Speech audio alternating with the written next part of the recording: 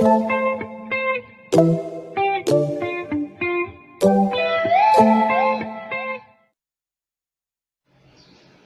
Students, कैसे हैं आप सब। लास्ट टाइम हमने एक नया चैप्टर शुरू किया था, गट्रू गधा। आपको कहानी समझ में आई। आज हम उस कहानी को एक बार फिर से दोहराएंगे। चलिए शुरू करते हैं।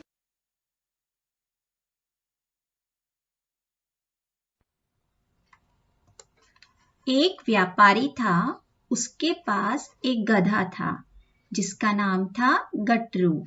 एक बार व्यापारी ने सुना कि बाजार में नमक बहुत कम दाम में बिक रहा है, बहुत कम कीमत में बिक रहा है, तो क्यों ना मैं नमक खरीद लूं और उसे ज्यादा पैसों में बेच दूंगा। तो वह नमक खरीदने गया बाजार में और वहां पर उसने बहुत सारा नमक खरीदा और गट्रू की पीठ पर लाद दिया।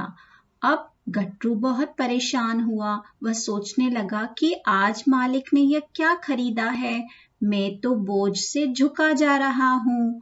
धीरे धीरे वह आगे बढ़ता रहा। रास्ते में एक नदी आई। गट्रू का पैर फिसल गया। अचानक से गट्रू पानी में गिर गया और जैसे ही वह उठा तो उसे लगा कि मेरा भार कम हो गया है, क्योंकि नमक पानी में गिरते ही घुल गया और उसकी पीठ का बोझ कम होने लगा। दूसरी बार व्यापारी बाजार गया। उसने फिर से नमक खरीदा और गट्टू की पीठ पर लाद दिया। इस बार गट्टू जानबूझकर पानी में गिर गया और उसकी पीठ का भार कम हो गया, क्योंकि नमक पानी में घुल गया था। फिर व्यापारी सोचने लगा कि अब मैं क्या करूं, मेरा बहुत नुकसान हो गया है। वह गधे की चालाकी समझ गया। अब उसने सोचा कि मैं इस गधे को सबक सिखाऊंगा। अगली बार व्यापारी ने बाजार से नमक की जगह रुई खरीदी। रुई मतलब कॉटन। उसने रुई खरीदी और गट्टू की पीठ पर लाद दिया। गट्टू बहुत खुश होने लगा, क्योंकि उसे भार बहुत कम लग रहा था। रुई का वजन कम होता है, तो उसे बहुत अच्छा लग रहा था। उसने सोचा कि जब मैं पानी में जाऊंगा तो मेरा भार और कम हो जाएगा। लेकिन जैसे ही गट्टू पानी में गिरा, उसकी पीठ का भार बढ़ गया, क्योंकि रुई में पानी भरते ही रुई भारी हो गई और गट्टू बहुत परेशान हुआ। उसे लगा कि मेरा बोझ कम हो जाएगा, लेकिन ऐसा कुछ भी नहीं हुआ। धीरे धीरे घसीटता हुआ अपने पैरों को वह घर पहुंचा। अब गट्टू को समझ में आ गया कि उसे ऐसा नहीं करना चाहिए था। तो बच्चों, इस कहानी से हमें क्या शिक्षा मिलती है कि हमें अपना काम ईमानदारी और मेहनत से करना चाहिए। अपने काम में कभी भी आलस नहीं करना चाहिए। लिखित प्रश्न उत्तर। पहला प्रश्न, व्यापारी ने बाजार से नमक क्यों खरीदा? इसका उत्तर है, बाजार में नमक बहुत कम दाम में बिक रहा था, इसलिए व्यापारी ने नमक खरीदा।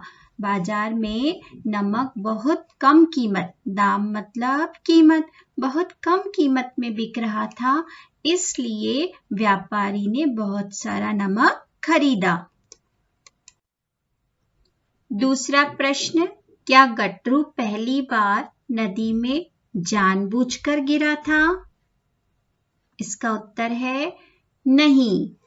गट्टू पहली बार नदी में जानबूझकर नहीं गिरा था। जब वह पहली बार व्यापारी नमक लेकर आ रहा था तो गट्टू पहली बार जानबूझकर नहीं गिरा था। उसका पैर फिसल गया था और वह नदी के पानी में गिर गया। अगला प्रश्न, पानी में जाकर रुई भारी क्यों हो गई? इसका उत्तर है, पानी में जाकर रुई भारी हो गई क्योंकि उसमें पानी भर गया था।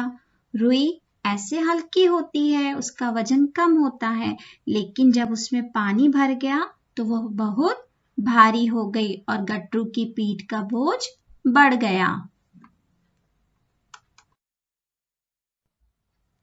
अब है बच्चों text book exercise, page number 36 पर है ये एक्सरसाइज। सही उत्तर पर सही का निशान लगाओ। पहला प्रश्न है, व्यापारी के पास क्या था? कुत्ता, गधा या बिल्ली? तो इसका सही उत्तर क्या है? गधा। व्यापारी के पास क्या था? गधा। दूसरा प्रश्न, गट्टू कहाँ गिरा? ऑप्शन है गड्ढे में, पानी में, सड़क पर। तो गट्टू कहाँ गिर गया था? पानी में। अगला प्रश्न, गट्टू का बोझ कम क्यों हो गया? नमक के घुलने से या पानी में गिरने से? तो सही उत्तर है नमक के घुलने से। गट्टू का बोझ कम क्यों हो गया? क्योंकि नमक पानी में घुल गया और उसकी पीठ का बोझ, उसकी पीठ का भार कम हो गया। वाक्य पूरे करो। यहाँ पर हमें वाक्य दिए हुए हैं और साथ में ऑप्शंस दिए हुए हैं। हमें सही उत्तर चुनकर लिखना है। पहला है, नमक बहुत दाम में बिक रहा था। तो कैसे दाम में बिक रहा था? अधिक या कम? तो कम दाम में बिक रहा था। दूसरा प्रश्न, रुई पानी भरने से हो गई, हल्की या भारी? क्या हो गई थी रुई पानी भरने से? भारी। कैसे हो गई थी? भारी। अगला है, बोझ कम हो जाने से गट्टू हुआ खुश या उदास? जब बोझ कम हो गया तो गट्टू क्या हुआ? खुश हो गया।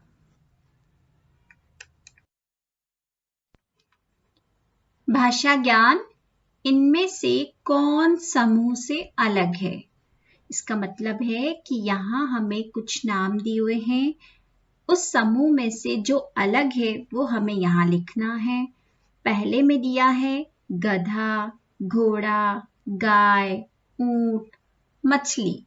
तो इनमें से आपको सबसे अलग क्या दिखाई दे रहा है? मछली, क्योंकि ये सभी जानवर हैं, जमीन पर रहते हैं और मछली कहाँ रहती है? पानी में, इसलिए वो अलग है इस समूह से। आलू, टमाटर, गाजर, आम, पालक। तो बताइए कि इनमें से अलग क्या है? आलू, टमाटर, गाजर, पालक, ये सभी क्या है? सब्जियां। लेकिन आम क्या है? फल है, इसीलिए यहाँ आम शब्द अलग हुआ। अगला है कमल, गुलाब, नीम, लिली, चमेली। तो यहाँ बहुत सारे फूलों के नाम दिए हुए, लेकिन एक नाम ऐसा है जो इस समूह का नहीं है, वो है नीम। नीम एक पेड़ का नाम है, नीम एक ट्री है, बाकी सारे क्या हैं? फूल। तो इस तरह से हमें समूह में से जो शब्द अलग है उसे यहाँ पे लिखना है। अब बच्चों, आपको अपनी टेक्स्ट बुक एक्सरसाइज और नोटबुक के नोट्स कंप्लीट करने हैं। Bye everyone.